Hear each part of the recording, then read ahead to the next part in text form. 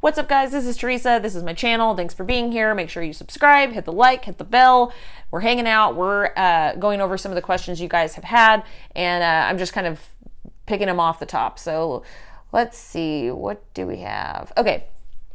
Jaja Peace says, I wish you would do more talks like this. Why does God allow evil? This was great. You keep getting better and better. Where did you go? I hope all is okay in these intense times. Yeah, thanks for being here, Jaja. I know that I've been really sporadic with the videos. I've been going through a lot of my own life, so I know that it hasn't been frequent. I'm going to try to get better about it, but I'm doing the best I can. There's so much going on that I'm not doing this full time. So I make the videos when I can. Yeah, okay, so why does God allow evil?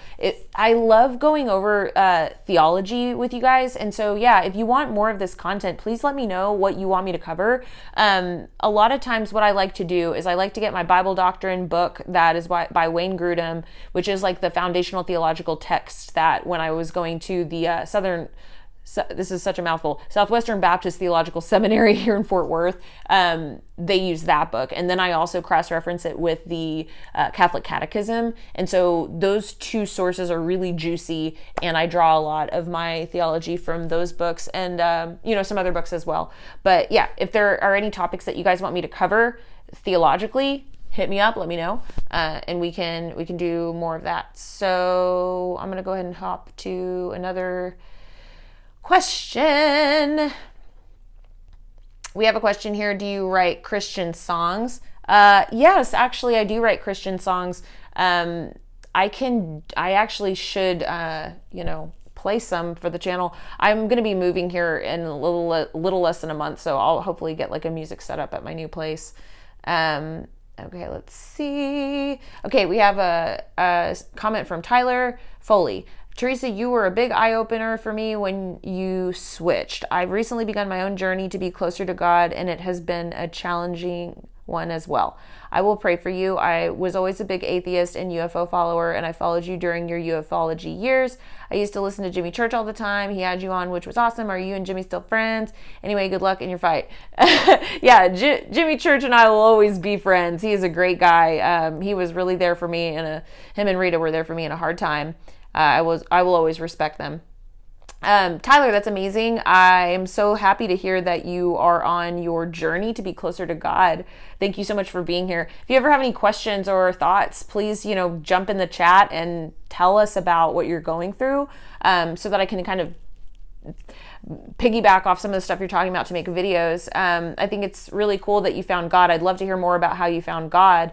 I used to be like really, really deeply into UFOs, and I was researching and going through that whole investigative research phase where I was talking to a lot of UFOlogists and going to places where there were like UFO hotspots and things like that. And I wouldn't say that all UFOlogy is like evil or bad, because I do think that just in general people get interested in things, they want to research them and like whatever. I don't think there's anything wrong with that.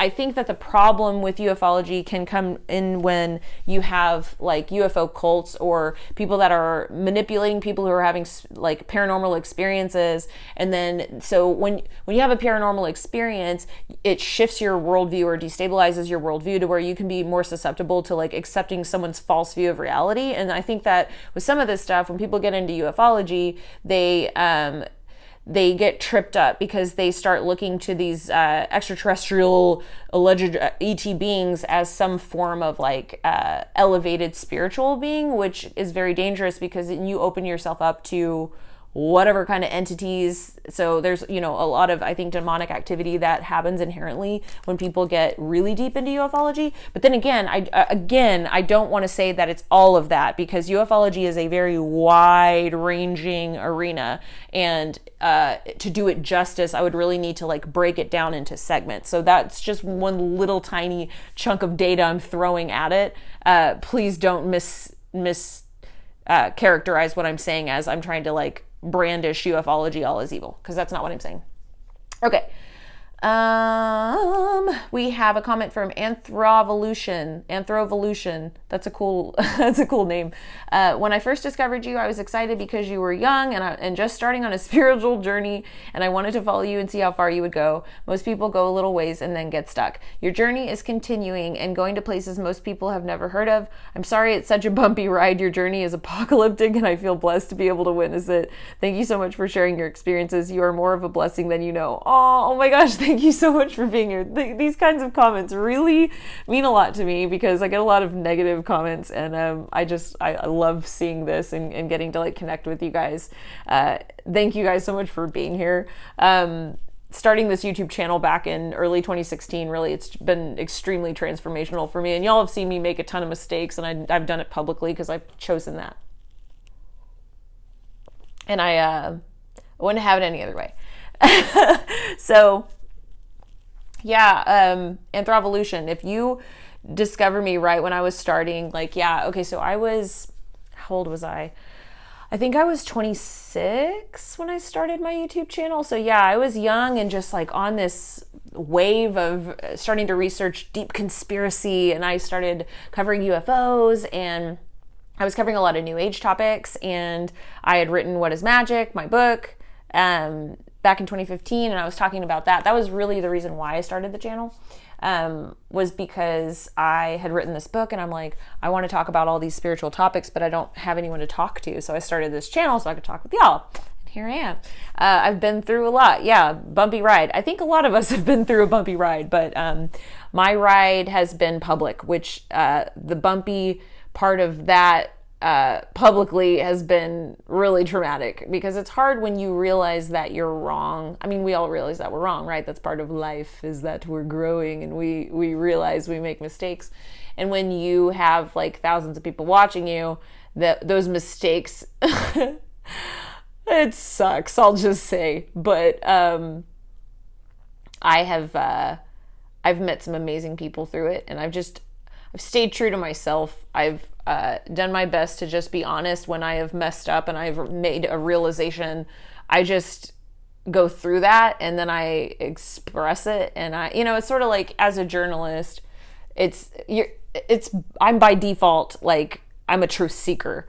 And part of that is letting go of old things that don't make any sense anymore. I mean, like, that's part of the process. I mean, that's life, is figuring out what is right and wrong, what is true and false. I mean, it's part of the process. We don't come into this world knowing 100% truth. That's just the reality. So in that process, and I think that part of it too is like, you don't get as much grace on the internet. Like, people just want to hang people out to dry. People want to see people suffer. People have this kind of like really negative attitude that they just really like, they want to take people out, or see people taken out. But I guess I've been beaten to submission on the internet so much that like you kind of get, not that you get used to it, but like I do have a little bit thicker of a skin, and I think I contextualize it a little bit better. Okay. Okay. And then we have a comment from France. I don't know if that was an autocorrect when I was writing this about. It becomes increasingly clear to me that what you are doing is drawing people like me toward truth, light, and what is right.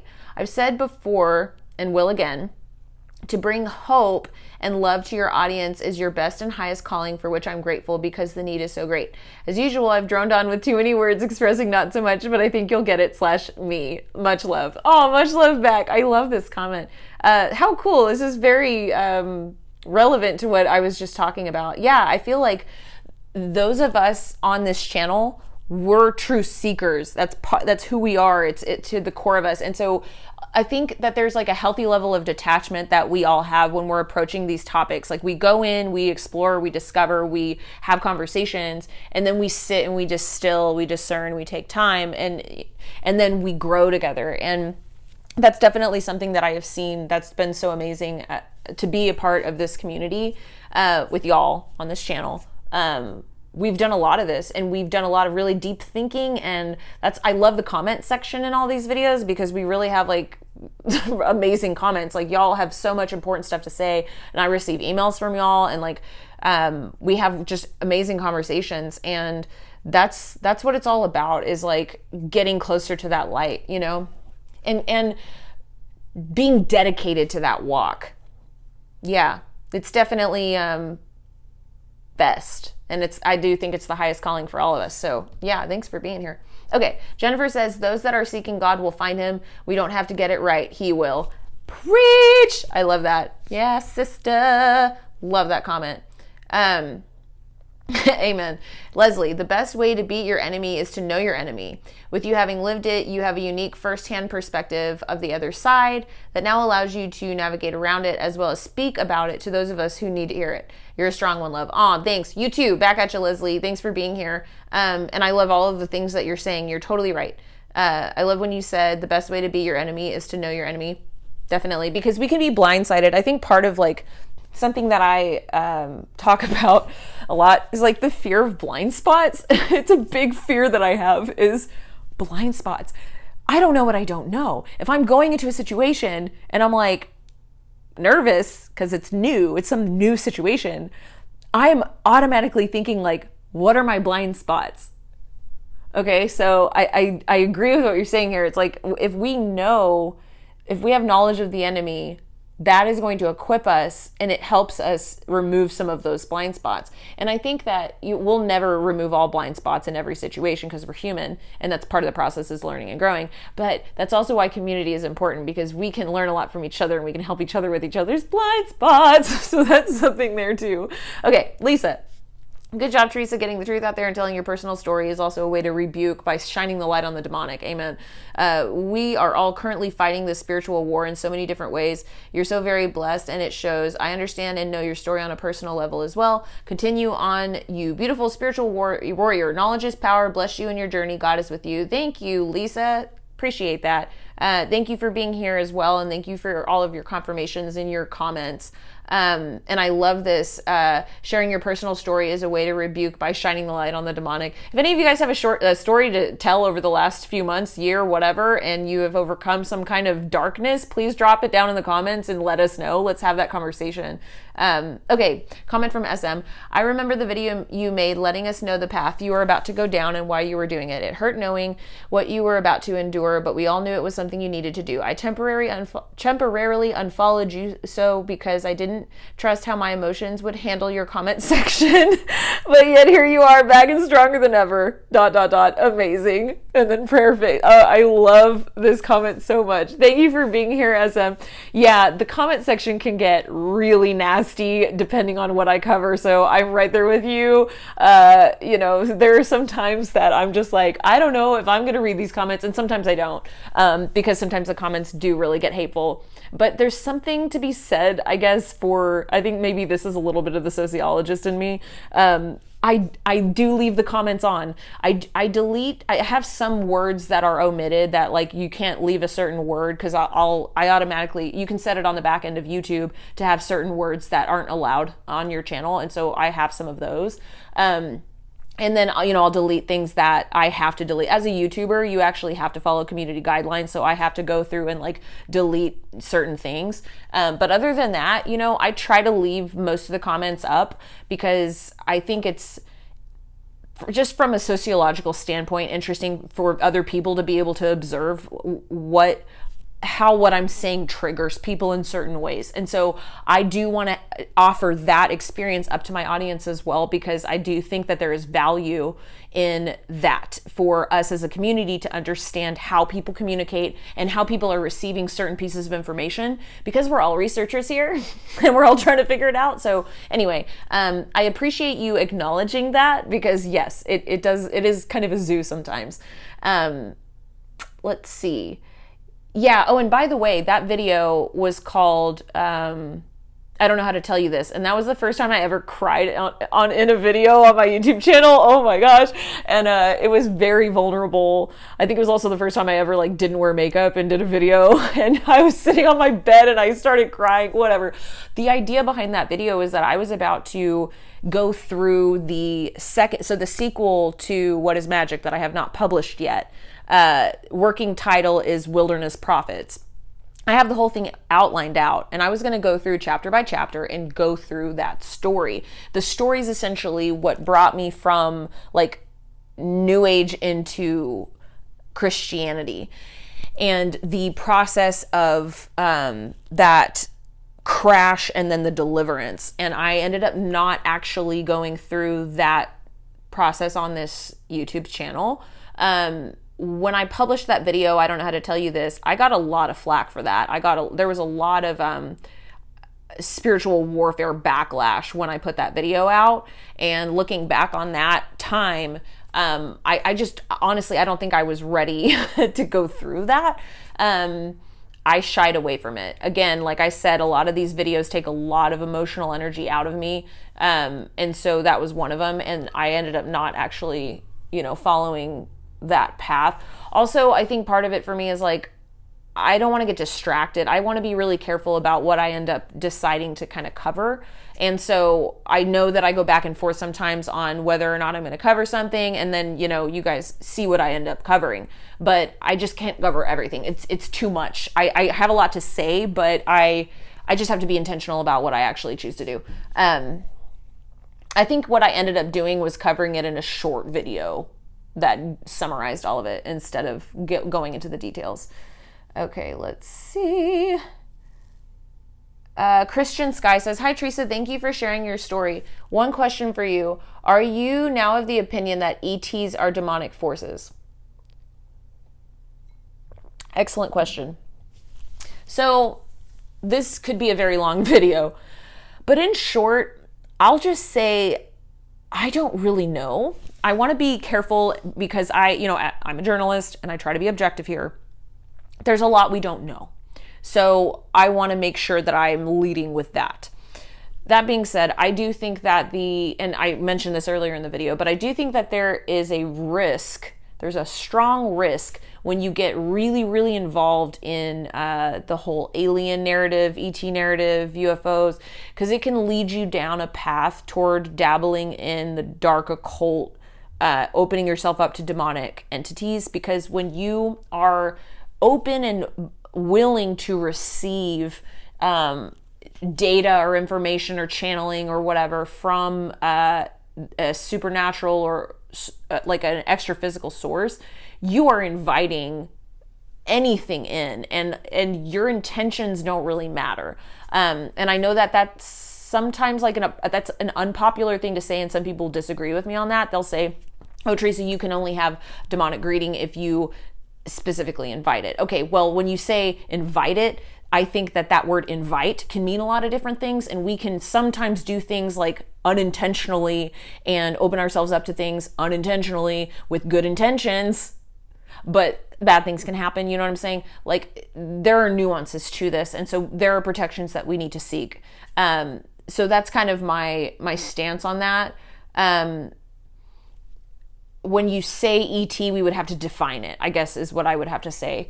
I don't necessarily know if I personally believe that if extraterrestrials are real, that they would be communicating with us in the ways that people describe them in ufology. A lot of, from my research and what I studied, and you guys can go back and look at all the information on my channel because I have interviews with people on this stuff. It seems to me, and I started to really uncover a lot of this in these interviews, it seems like people were getting negative greetings by these ETs. And I'm like, that doesn't sound positive, and that doesn't sound like they're following free will. It sounds like what you're telling me is these ETs or beings are going against your free will with the abductions and the implants or the marks on the bodies and the just like the obsession that these entities would have over these particular people that I would be interviewing. And the person on the other end of the interview is just saying like, "Oh, but my soul said it was okay." And they would like kind of offload it as some kind of like agreement they had prior to this life, or that was one excuse that I would see. But all this to say, it just didn't smell right to me. It seemed evil. I'm like, this just, and I started to like, once I had gone through about a year of interviewing people in ufology, I started to really come to that conclusion pretty hardcore at the end of 2018. I'm like, it was person after person after person. And I just started to go, you know what? I'm starting to kind of see through this. And this is kind of the narrative I'm seeing. And it just seemed negative. And another thing is, demons lie. They lie. And I encourage you to read a book called Demonic Foes. I'm mic'd in, so I'm not going to go get it. But it's a really great book. I'm in the middle of reading it. And it's written by a psychologist who started to go, I mean, I think he's got 30 years experience now, probably something more than that. But he got picked up by a Catholic exorcist and started going to these exorcisms with this Catholic priest. And he tells a whole story about this, about how like there was a woman who was receiving these channeled messages, and it was this like, you know, being that she was receiving messages from saying that it was something like positive, that she had to give this information to people or whatever. And then over time, as she started to like come at it and like ask it more about like, who are you, and like being discerning or whatever, it started to change, and finally it revealed itself as a demon. And so it makes you wonder, like, of these people who are into ETs, if they're channeling something, like, what if it's a demon? I don't know. Anyway.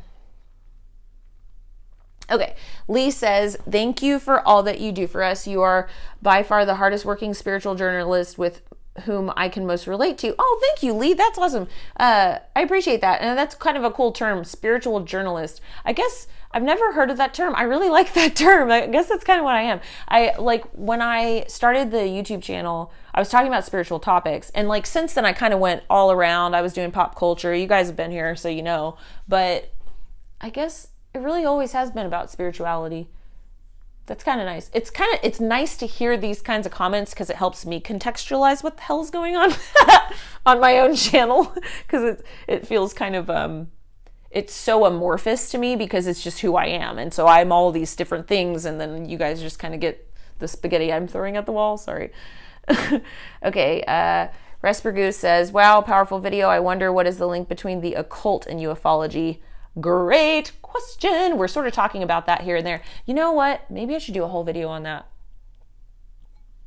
You know, I think I'm going to. Thank you for that comment, Respergoo. I'm going to do a whole video on that. Okay.